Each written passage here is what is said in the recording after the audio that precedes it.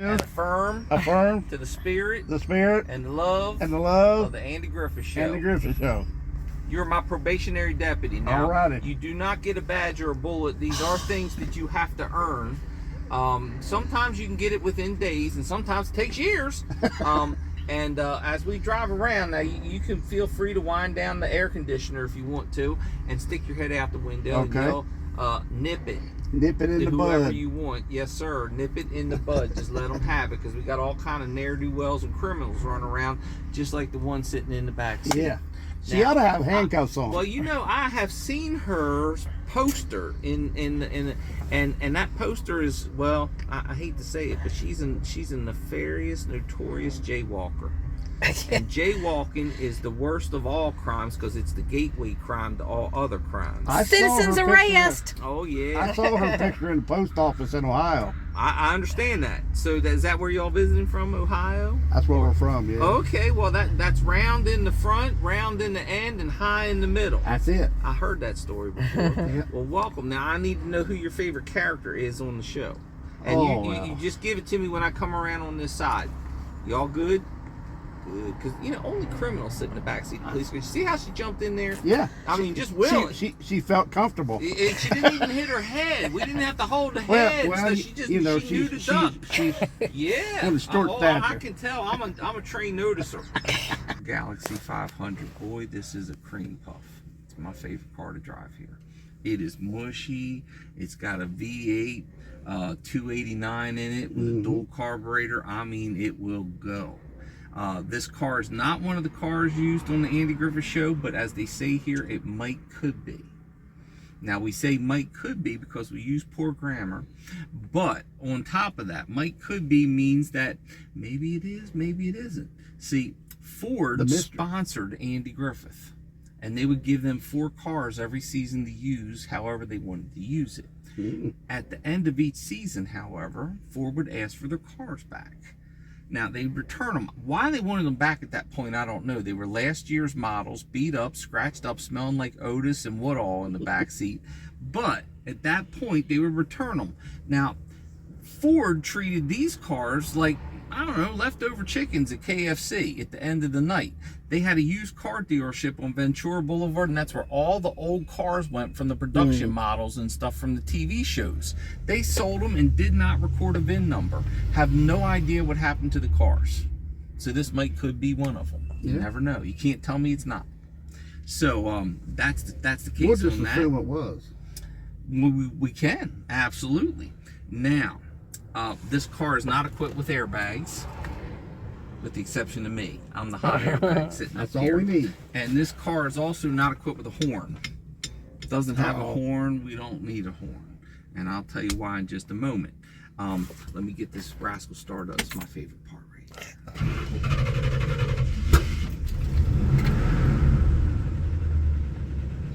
Sounds like you need to take it to Gooberland and time it. Well, you know, we don't want to buy all the spark plugs we need, because it takes 8 of them. 8 of them. It's going to take 8 of them, and the points. Yeah. This is high test only, and somebody didn't put high test on it. That's why it skipped. Oh. Yeah. Now we have 7 cars in our fleet, everything from 1960 to 67, which covers a show. Each one of the shows, a car for each year. One man owns them all. He came up with this idea over 20 years ago. Wow. There's 12 of us drivers today, and we're all in this one category. We're retired. Yeah, I'm that way too. Yeah, it's terrible, isn't it? Every day is Saturday. We don't know what to do. But we're all working here. Now, I said it doesn't have a horn. It does not have a horn. But we have something a whole lot better. This is where you come in. And this is why I had to deputize you. Take this little toggle, pull it towards you.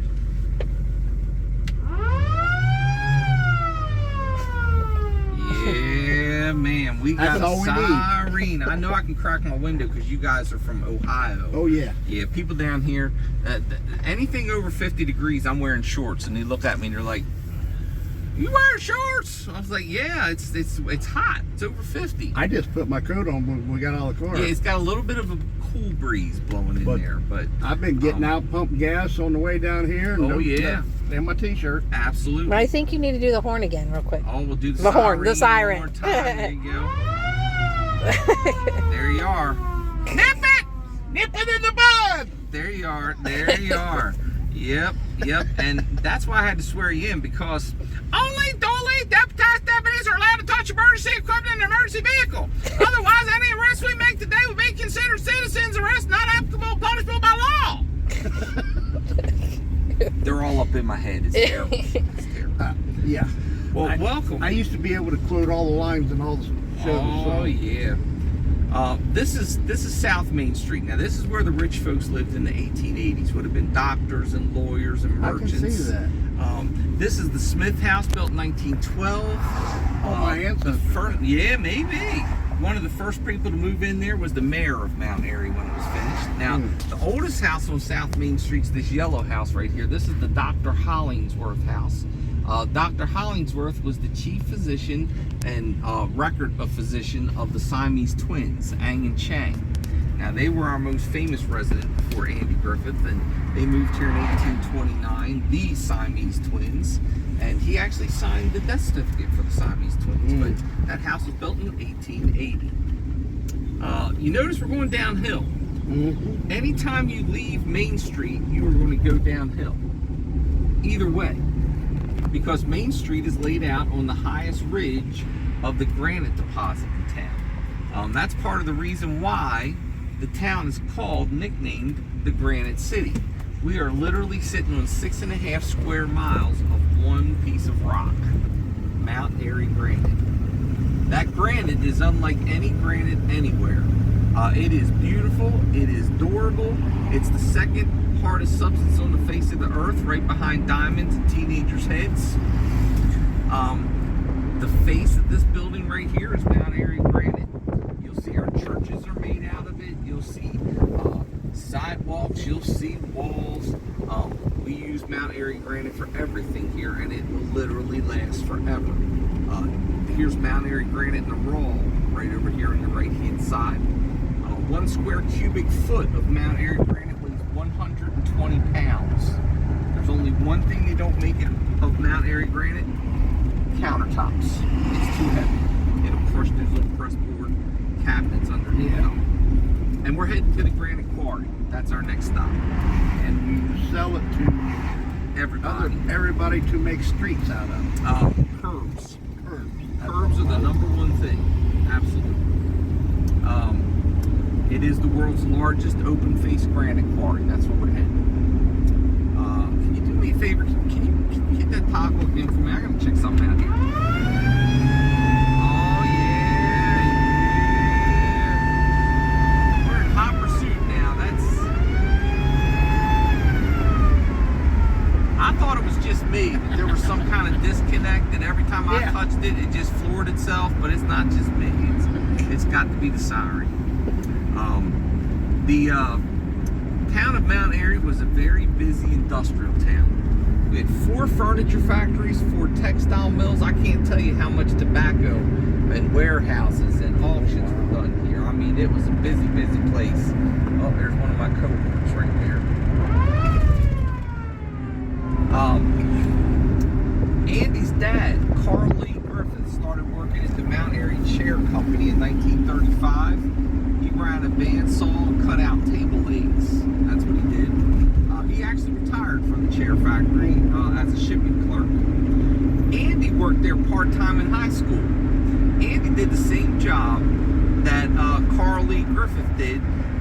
He also did the same job that Otis Campbell did on the television show. I know what you're thinking. Wait a minute. What, Otis the drunk? That wasn't Otis's occupation. That was his vocation. But do you remember the episode where Otis's brother comes to visit? Do you remember Otis's brother's name? Extra credit? Ralph. Ralph. That was Ralph. And in that episode, they reveal what Otis did actually for a living. He worked as a glue dipper at the furniture factory. That's the same job Andy did. Wow. Glue dipper at the chair factory. I forgot about that part. Yeah, it's sneaky, it'll get you. Now, Andy didn't want to do television. That was not his life's goal. He was a movie star in 1960 when Desi B Productions approaches him to do this sheriff character thing. Andy just didn't. Yeah, but you know, his big breakouts were a couple movies and Broadway. And 1960, movie stars didn't do television. That was considered beneath them, and you know, it was grunt work. However, eventually Andy's best friend convinces him to do the show. I'll tell you more about that later. But Andy, when he signs on to the show, he decides he's going to have a little bit of fun. He's going to put what they call today Easter eggs. He's going to mix in his friends' names and family's names in the show, and Pilot Mountain became Mount Pilot. Which they should change Just having a little bit of fun. But there is a problem with this.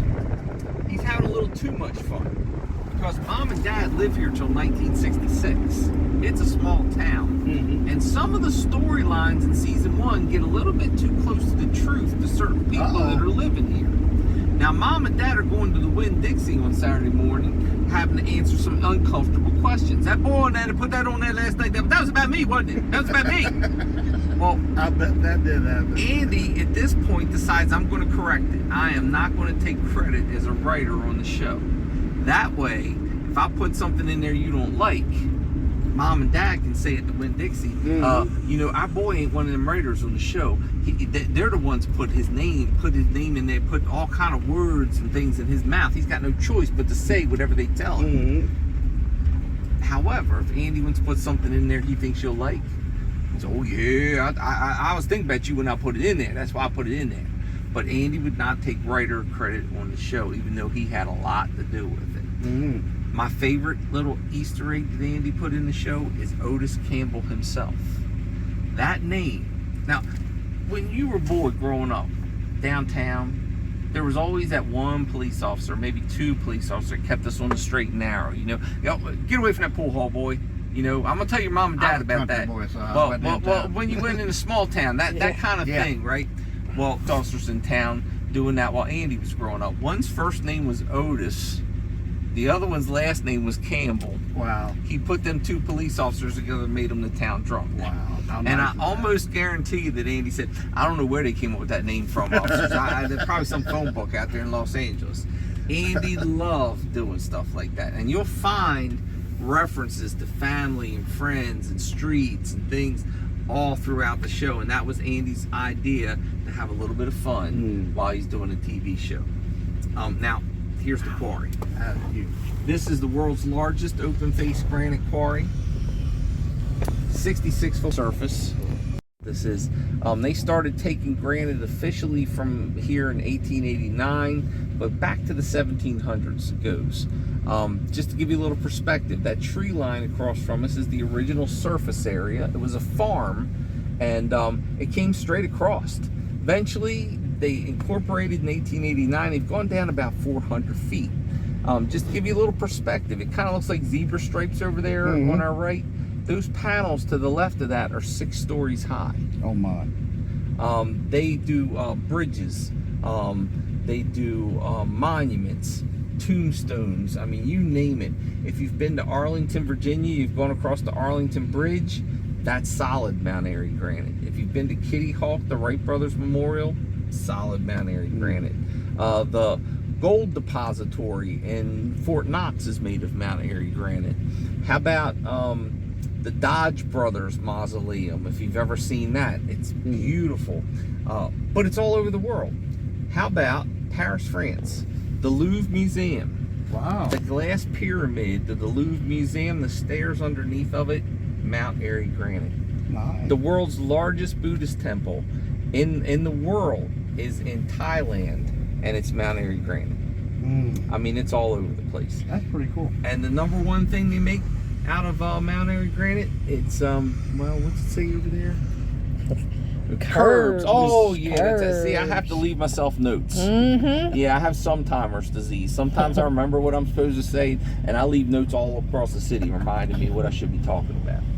And they said you can mine this for 500 more years. Yeah, so you know, they've gone down about 400 feet since 1889. They did core samples over on the other side, which is called the yard, where all the finished products are, and they started drilling down because the bank wanted to know how deep it went. They were refinancing it, and for some reason really deep didn't suffice for the bank to give them a check, but 3,000 feet they were still hitting granite. Wow. Leaves 2,600 feet of granite left in the ground. And so if you do your quantitative math, at 400 feet, and you do the, well, I was never good at math, 500 years. That's where we come up with it. It's going to be here for a little while. But the entire town of Mount Airy is sitting on this one rock. The entire town. The entire town. Main Street itself is the highest ridge of the granite quarry. Wow. Let me stop over here and get you all a souvenir, but you were going to tell me who your favorite character was on the show. You got to love Briscoe. People either love or hate the Darling. You got to love Briscoe because, you know, I mean, course, number one, Uncle Jesse as Denver well, so. Pile. I mean, he was the best. But when he came in, He was Sheriff, awesome. can't you do something about that Ernest T. Bass? Well, I thought you and the boys could take care of him, Yeah. Mr. Darling. Well, we thought about killing him, but we didn't want to go that far. And then he was looking for love. If you think about it, He's trying to get Mate B. Aunt B, I'm declaring for you. I see she's been specializing on me. Meat, taters. You know, she's awful sweet, but I ain't about to be beat to death with no spoon. So yeah, not that I've ever watched it. And she fed him white beans. She said, "Did you like them?" I ate 4 bowls. I ate 4 bowls of them. Yeah. So let's talk about Andy. Born here in 1926, June the 1st. Only child. 1926. Andy had and the Griffiths still live here today. In fact, one of our best buddies in town is Danny Griffith, Andy's second cousin. Yeah.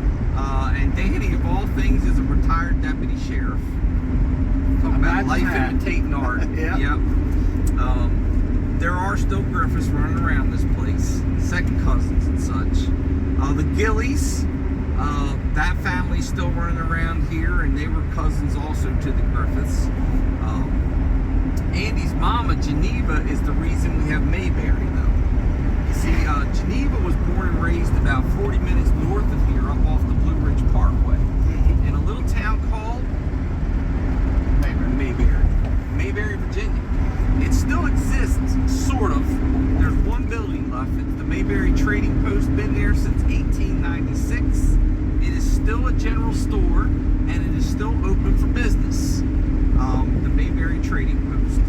Now, it was a mill town, but by World War II, everybody had left the town and pretty much abandoned it. There's about 5 or 6 families left there. Why was it the town on the show called Mount Airy? You know, because Andy was putting in Pilot Mountain, Mount Pilot. Well, it goes pretty simple. We'll go back to why Andy never took credit as a writer on the show. If you, like you said, you're from a small town, country boy, you do realize that in the country, we'll make fun of ourselves. But ain't nobody from the outside making fun of us. And ain't no way in the world that Andy Griffith was going to go out there and make fun of the sheriff and make fun of the town drunk on the town while his kids still lived there. So he had to come up with something different than Mount Airy. Mount Airy was on the table if you wanted to call it that, because that was the writer's idea. Yeah. But Andy said, no, they'll have that tar all warmed up waiting for me with the pal of feathers when I come back home. Can't do that. And then he thought about it. Mayberry. Only about 10 families living there, and nobody was going to get mad at the Piggly Wiggly from that little group of people there. So Mayberry, it became Mayberry was, and Mama Geneva was just as tickled to death that he was paying a little tribute to his hometown and her birthplace. Pretty cool. Andy's dad started working at the Mount Airy Chair Company in 1935. Like I said, he ran a bandsaw, cut out table legs there. The chair factory was a great place to work because not only was it steady work, they provided company housing for their employees. just got to move into a 3-room house. Andy slept in the kitchen. That was his bedroom.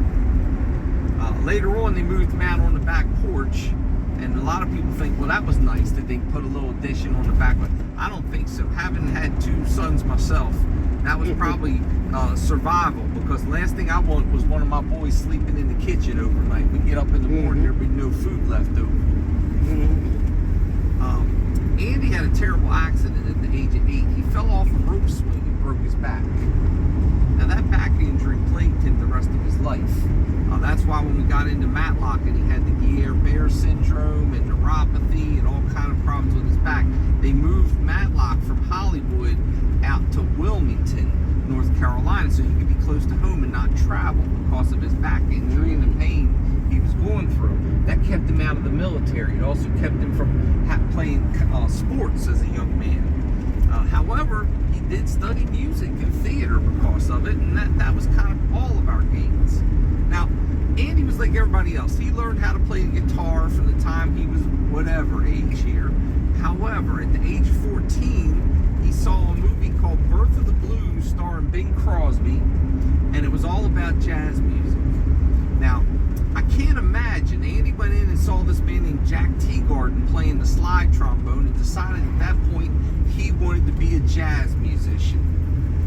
That would be like coming home and telling mom and dad today he wanted to be a gangster rapper. It was not highly thought of in 1940 in Mount Airy to be a jazz musician. However, they weren't going to actually encourage his jazz musicianship, but Andy went to work part-time jobs doing everything he could to earn the $26 he needed to purchase his slide trombone from the Spiegel catalog.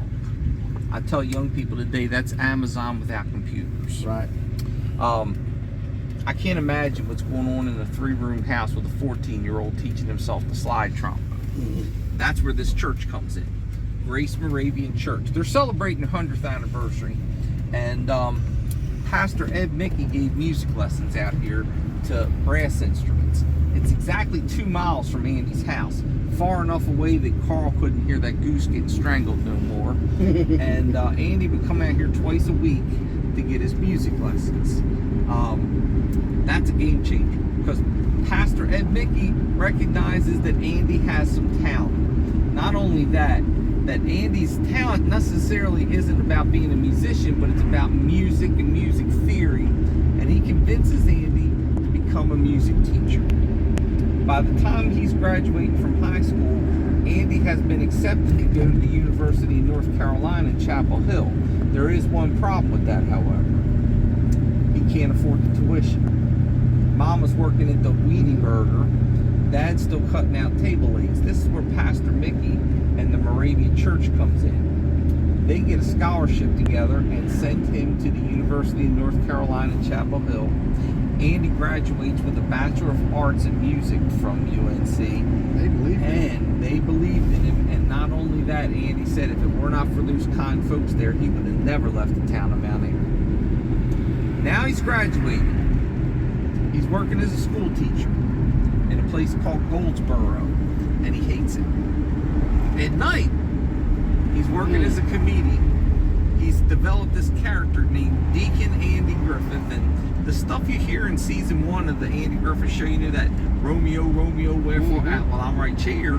That's the stuff he's doing on the doing as Andy Griffith, Deacon Andy Griffith, and people are eating it up. They love it. Well, this is our Baptist church over here in 11. Isn't that beautiful? Built 1907, made of solid Mount Airy granite. That is so beautiful. There's the bells. We're coming back up on the north side of the historic district here. This is North Main Street. This is the way we came in. Yeah, beautiful Victorian houses here, and real nice building on the left-hand side. I'll stop here for a moment. I said, do the thingy.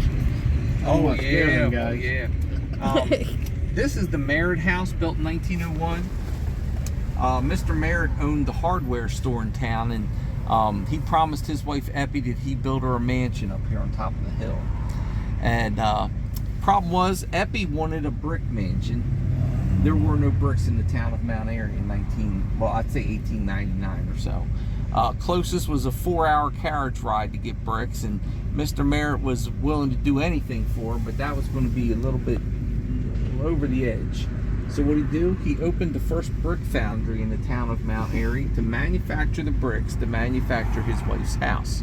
And just to show off, those walls are 18 inches of solid brick. Wow. It's now a bed and breakfast. Great place if you ever want to come back and stay and get a nice breakfast and nice meal and visit in with those folks. It's beautiful in there. But it's called Heart and Soul, but it's the Merritt House as far as I'm concerned. Across from us is one of my favorite granite houses. This is the Jack Sargent house, and Jack Sargent was the master stone cutter for the granite quarry, and he became part owner of it eventually. That house was finished in 1909, and it is all solid. It's beautiful. It's a law office now, but if you want to go inside and take a look at it, just tell me anything about suing somebody. You know, just tell Richard Lewis in there and just say, I'm thinking about suing somebody. I want to talk to you for a little bit. Can I use your bathroom? All right, and then say, you know what, I changed my mind. But it's a beautiful building. Andy at this point does this little routine called What It Was Football in his nightclub act. That routine, everybody loves it. And it gets made into a record. And that record sells 1 million copies. You're going to hear it when you go up to the museum. I think I remember hearing that story. Oh, there's trouble. It's my friend Alan. These banks are made of Mount Airy granite as well. Gives you an idea. You can polish it and make it pretty. That record sells 1 million copies. The B side of it is Romeo and Juliet, and he gets a call from 30 Rockefeller Center. Is this Andy Griffith? Yeah. Well, we'd like to appear on the Ed Sullivan Show. That's it. Andy's going to be nothing but an entertainer from that point. That leads him to Broadway. He does No Time for Sergeants as his first Broadway play. And he meets Don Knotts there working together. They do over 300 performances of No Time for Sergeants together. And they get to know each other. I mean, they know intuitively what the other one's going to do. That's how close they are. This is our oldest church in Mount Airy, built in 1889. It's the Episcopal Church, and it's also solid Mount Airy granite. It's still an operating church. You get a good look at what downtown Mount Airy looked like when Andy lived here. Not a whole lot different. That kind of grayish looking building in the center, it's got the little top parts, the peaks on it. That was the town center right there. It's the Opera Hall. That building with the tower over there, the clock tower, Mr. Merritt had enough bricks left over from building his wife's mansion up on the hill.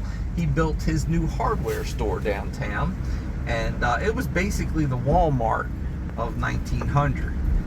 It's now the Regional History Museum, and right next to the Andy Griffith Museum. I think they're 1 and 2 neck and neck. You've got antique fire engines in the basement of this building, and Model A Fords up on the 3rd floor. It's something to see right there. It's a pretty cool museum. Andy at this point doing a couple Broadway shows. He's a big hit, toast of the town. And then this man named Elia Kazan, he's a director and producer and writer. He had done that movie On the Waterfront with Marlon Brando and Streetcar Named Desire. He had a new movie. He was looking for a new star. He's sitting in the front row watching No Time for Sergeants at Broadway, and he thinks Andy will be his next opportunity. It's called Face in the Crowd. Now, if you've never seen the movie, put it on your watch list. Face in the Crowd, Elia Kazan. Not only Andy plays a bad guy in this movie, he's drunk, he's fighting, he's locked up in jail, and he becomes a sex symbol. He's wearing them wife beater t-shirts, popping them muscles with the big thick hair, and all the women are going, it's the new Marlon Brando with a southern accent. Oh, we got to get some of that. And so that's Andy's very first breakout role in Hollywood. Then he does the movie version of No Time for Sergeants, gets Don a nice movie part as well. What you're looking at is what I like to call the Mount Rushmore of Mount Airy. It is all 5 segments of Andy's adult life right here, from Number 1 would be school teacher, Broadway, comedian. Number 2 is facing the crowd. Andy's very first movie. That's why he looks so mean in that picture. Number 3 would be Sheriff Taylor, TV star. Number 4 represents Andy's true passion in life. That would be gospel music. He was a pretty good musician, not great, but he did end up winning a Grammy Award for his gospel music. And then there's Matlock up there in the end. And if you look right in the middle of Andy's head, Pilot Mountain. Mm-hmm. Young man named Brian Jackson painted this mural about 6 years ago. Very Took good him job. 6 weeks, and he used nothing but cans of aerosol spray paint to do it. Wow. Yep. That's very good. But that's nothing compared to the latest mural he did, the Donna Fargo mural. Donna, born and raised here in Mount Airy, country western star, back-to-back #1 hits written and performed by her back in the 70s. And she did that song, I'm the Happiest Girl in the Whole USA, and Funny Face. And he came back 2 years ago to do Donna's mural right here on Main Street. I'll point it out to you. He did that mural in 6 days using nothing but cans of spray paint to do it. 176 different colors. Wow. Get a good look at some Mount Airy granite used to build a bank right Beautiful. there. Yep. Andy at this point does a movie called Onion Head, and it's not really successful, and it's really kind of the first thing that Andy does that's not a big hit. And Andy at that point decides I'm not going to be typecast the rest of my days as a hillbilly character saying "oh boys" and all this kind of stuff. I really don't want to be typecast as a Jerry Lewis type character. So he's decided he wants to go back to being that Marlon Brando sex symbol mean guy. That's just about the time that Desi Lou Productions reaches out to him and says, we're developing this TV show about this sheriff in a small town that locks people up for speeding, and there's a drunk in the town, locks himself up for being drunk, and when you want to start working on that show, Andy? And Andy says, I appreciate it, but I'm not interested. Turns him down flat. Wants no parts of it. He's afraid he's going to be typecast and never be able to turn back around.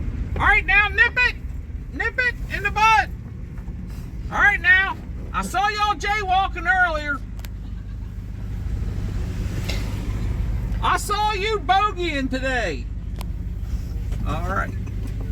This is that Donna Fargo mural right there. Oh, wow.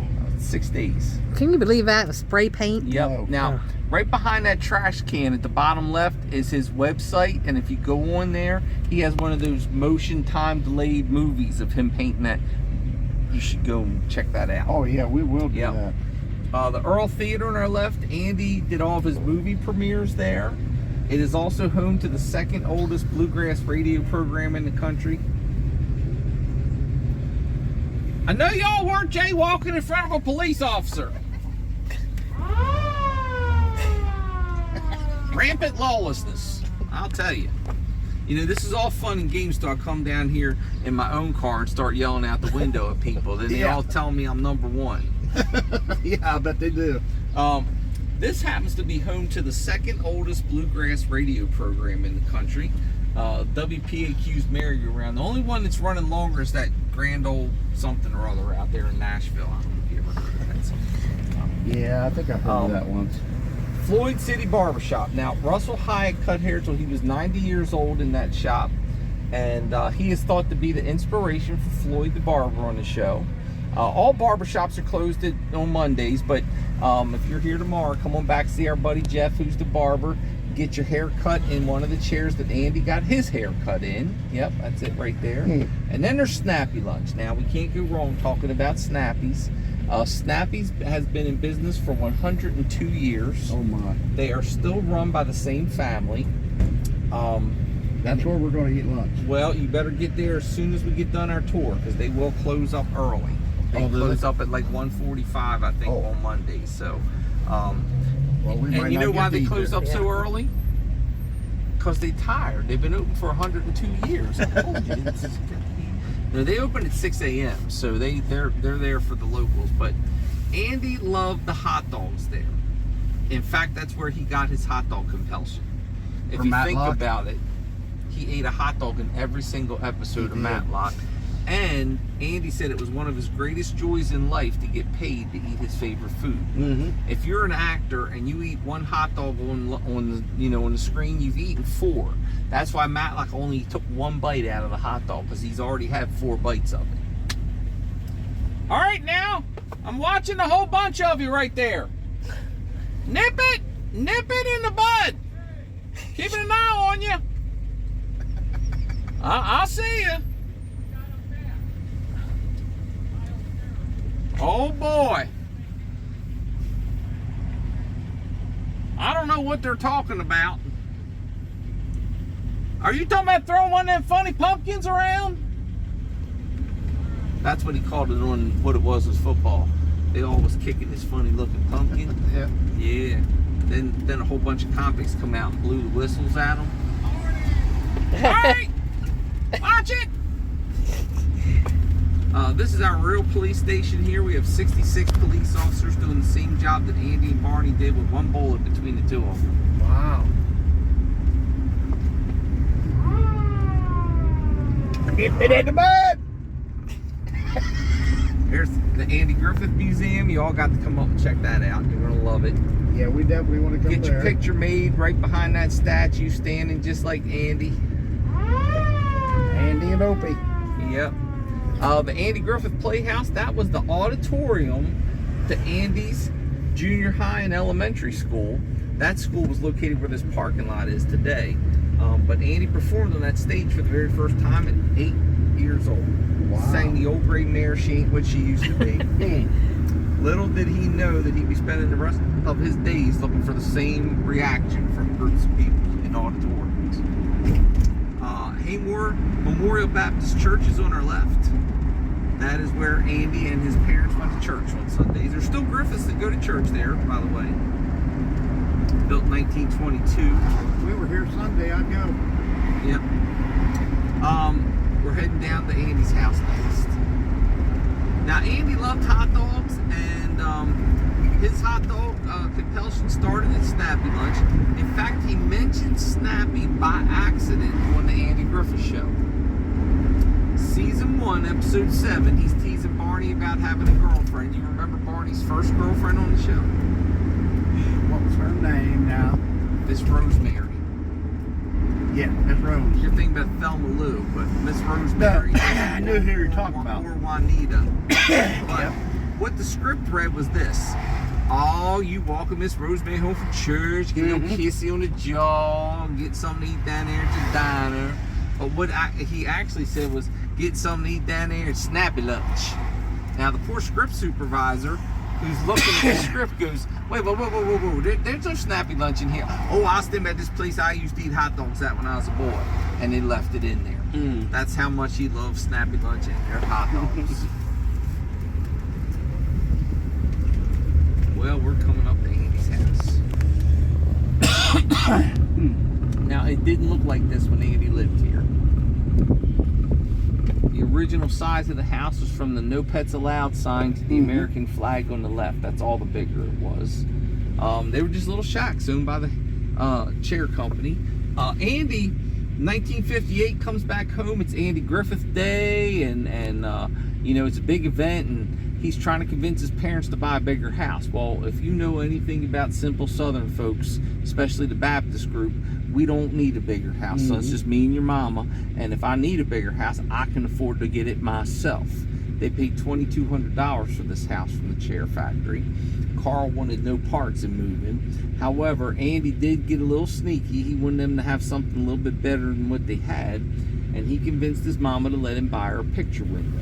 But what he didn't reveal to him was the picture window came complete with an addition to the house, which doubled the size of the house. And that is the original 1958 picture window, all aluminum with louvers on the inside that open it up with a crank. I mean, boy, it was something to see. The Griffiths lived there for 31 years. Wow. 1966, at the height of Andy's popularity, the Griffiths had to get out of town. There was a terrible plague going on. It was called Andy Griffith fever, and everybody was tormented. Can you get my son on TV? Can you get my daughter on TV? Can you get me on TV? Yeah. Can we borrow some money from you? You all millionaires. Would you mind paying for our groceries at the Piggly Wiggly? I mean, it was bad. So Andy said, let me get you away from them crazy people. I got some new crazy people for you to meet. It's called Hollywood. Yeah. And they moved out there with Andy. And that's where Carl and Geneva are buried at now in Los Angeles. You'd think they'd want to come back here to be buried. Well, you know, just kind of by that time things kind of moved along. And, Andy, like I said, didn't want to do television. He had turned down Desilu Productions. However, Desilu was not giving up. They'd already written an entire season of this show, and they thought sure Andy was going to jump on it. However, they bring out the big guns, Danny Thomas. Danny Thomas calls Andy up and he says, you know, Andy, I know you don't want to be typecast as this character, and I know you don't even want to do TV, but I know something you don't know. Desi Arnaz has a long memory and a bad temper, and if you're planning on doing television in the next decade, you might want to make up with him here a little bit. At least say that you're open to some compromise. This is the idea for compromise. Why don't you appear as a guest star on my TV show called Make Room for Daddy? I watched that. As that Desi, you know, a Desilu production. And that way, at least you're checking a box with Desi Arnaz. And he says, well, I'm willing to be a guest star. I'm happy with that. But I don't want to be stuck doing that rest of that stuff. So he appears on the Danny Thomas show. And everybody loves him. And if you go back and watch that episode where he locks up Danny Thomas, you'll see him get out of that car and the studio audience goes crazy. And it's not because Andy is a television person. It's because he's a genuine movie star. Yeah. That appears, it's a big deal. Andy's best friend from Hollywood, Don Knotts, is sitting at his friend's apartment, Pat Harrington. You remember Pat Harrington? I do. From One Day at a Time, and well, they both worked together on the Steve Allen show, and they just been cut loose. Steve Allen had just got canceled, and they're watching TV together in the apartment, and they see Andy Griffith show up on TV on an appearance on the Danny Thomas show. Well, the next day, Don Knotts calls Andy up and says, hey, Andy, I saw you on the TV show on Danny Thomas's show. Boy, that was good. And the rumor going around is that there's a whole series connected with that TV show. And Andy says, well, that's not a rumor, it's the truth, but I ain't doing it. And he says, well, what do you mean? He said, well, I do not want to be typecast as this hillbilly character, and I'll never be able to get to do serious roles again once I go down that rabbit hole. And at that point, Don Knotts changes the whole course of it, and he goes, you know, Ange, you can't be a sheriff without a deputy. He starts thinking about it. Maybe I can make this work. So here it is. He gets his agent, a man named Dick Link, and he goes back to Desilu Productions, and he says, I'm willing to do the series. Now they're tickled to death because they've invested a bunch of money. They've got a whole season of this sitting there in the can. And he says, but 2 conditions. 1, I need a deputy added to the cast. And 2, that deputy has to be my buddy Don Knotts. Now they're willing to do that, but they consider it a necessary evil to get Andy to sign on. And the fact of the matter is, Don Knotts is not a known quantity at that point. Andy's a genuine movie star. They're willing to bet the house on that, but not so much Don Knotts. In fact, they think so little of Don, they don't give him a contract in season 1. Wow. Don is working week to week, not sure if he's got a job the following week, whether he's in the script or not. Not only that, they don't know what to do with Don. They make him Andy's cousin in the first appearance that he does, right? Well, about 4 episodes in, the writers are smart enough to realize they've got lightning in a bottle here. Watching Andy and Don work together. Now, this isn't something brand new. They've done over 300 performances together. But you know, this is something for these writers to see. Now, at the end of season 1, Don Knotts gets to go in and negotiate a contract. And boy, is Don smart about this. Because in the middle of season 1, he's got a lot more gravitas, because guess what? He wins the Emmy Award for Most Outstanding Co-Star on a Television Show. Not only that, Andy never wins an Emmy Award. Don wins 5 in his career. Wow. Not only that, Don wins an Emmy on the Andy Griffith Show for making a co-star appearance when he had left the show in the color episodes. And the episode he came back for, he won an Emmy for. That's how much they thought about Don. But not only that, Disney approaches him in the middle of season 1 and goes, look, I don't know what kind of contract you have with you know, CBS, but we got this movie we want you to do called The Fabulous Mr. Limpet. Love that movie. Right? Now, back then, if you were working for a television show, guess what? They owned you. And you weren't allowed to do anything other than that show. But Don didn't have a contract. So he goes in to Desilu and goes, all right, I'll do it, but not only is this my requirement for salary, I need to be able to step away in between the seasons and do a movie for Disney. And they had no choice, you know, and they went for it. Don did that movie at the end of season 2. It was released. That really set the grounds for Don's future career. Andy was not allowed to do a movie or anything like it until the end of the run of the show, because he was locked in.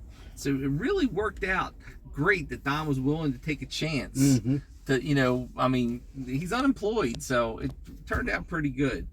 Andy Griffith was an amazing talent scout. And one of my favorite stories about Andy and his amazing eye for talent was George Lindsay. I feel really bad about him. Now, you know George Lindsay played Goober. Goober had been auditioned and cast as Gomer Pyle. George Lindsay was going to be Gomer. And they were all set to do it. He read for it. We love him. He's going to be good. Andy gets word from some friend of his, there's this guy, this nightclub you got to go see out in Los Angeles. It's an amazing show. Andy calls Dick Link up and says, you know, let's go see this show. Everybody's telling us we need to go see it. And they go see it, and there's this woman up on the stage, and she's singing night and day, you know, like this, the you know, what do they call them, torch song, serious nightclub acts. But in the background, after like the first song, there's this clumsy waiter dropping trays and making noise and stuff, and the woman's like, you know, wait a minute, what is going on?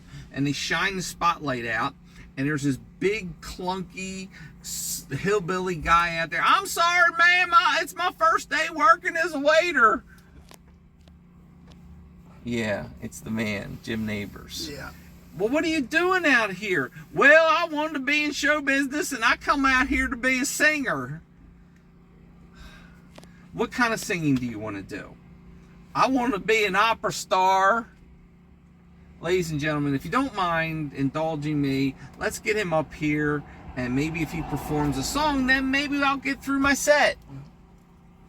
Jim Neighbors gets up to dream, the impossible dream, you know, and the place goes crazy. And Andy looks at his manager and goes, crap, we got to get this boy in the show. I don't know where he's going to be or what part we want, but this guy's magic. He's got to be on the show. Then they have to make the call to poor George Lindsay and go, sorry, George, we'll make it up to you, I promise. And that eventually spins into him doing Gomer Pyle, which turns out to be a TV version of No Time for Sergeants. But it was all because Andy saw him in a nightclub act and thought, we need to hire this boy. So he was a great judge of talent as well. Any questions I could answer for you? I know Andy was supposed to be the straight guy Well, he was never the meant to comedian, be. and Don Yeah. Knotts was supposed to be the straight guy, and then it switched. Well, they just didn't know what to do with him, with Don Knotts. Yeah. And Andy was supposed to be, and if you watch the first 4 or 5 episodes, you'll see Andy full on. Hey boys, how's it going? But Andy really hated doing that. You know, Don comes on board, and they actually at the end of episode 5, they have what they call crisis meeting. They bring Don and Andy in and go, look, Andy, I know we hired you to be the funny guy on the show, but we're gonna rewrite the show, and Don's gonna get the funny lines, and you're gonna have to play the straight man. Oh well, that's how it's gotta be.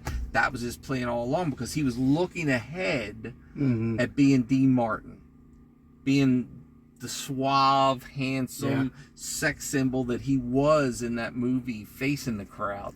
And if he gave it up to be Sheriff Taylor and played that hillbilly character, he was going to be stuck the rest of his days doing that. That was his theory. So he got exactly what he wanted from it. So, any other questions? No. I tried to answer them. There's a great book called The Mayberry Travel Guide. I highly recommend it. I didn't write the book. It's a man named Randy Turner wrote it, and it's available on Amazon. It's also available in a lot of the gift shops. And that book, you know, we have a lot of friends that come to visit from out of town, and I don't know what to do with them as far as Mayberry. I mean, I know what I want to do, but I ended up buying a case of these books. And when you come to visit me, you get one of them in your room. And I go to them, read it tonight, skim through it, and tell me what you want to do tomorrow. And it's really, you know, it has everything in it. But the most important part for me, as a Mayberry maniac myself, is it has every Easter egg in it that Andy put in there. Every street name, every reference to a cousin, you know, it's all in that book. So I highly recommend that book, The Mayberry Travel Guide.